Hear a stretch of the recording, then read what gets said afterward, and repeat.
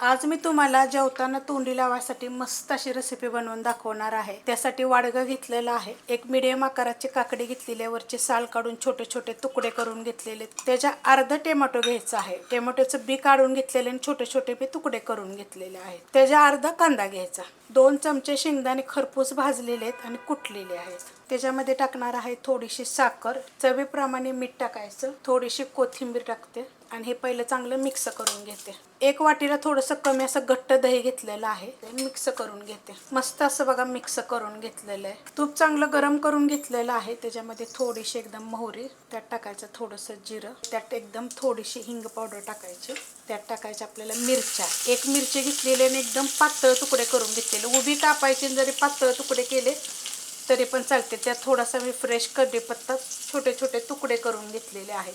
आता ह्याला काय करायचं माहिती आहे का, हलकंसं थंड होऊन देऊया, एकदम हलकंसं गरम आहे। आता ह्याच्यावर तुम्ही पूर्ण थंड झाल्यानंतर जरी ओतलं तरी चालेल।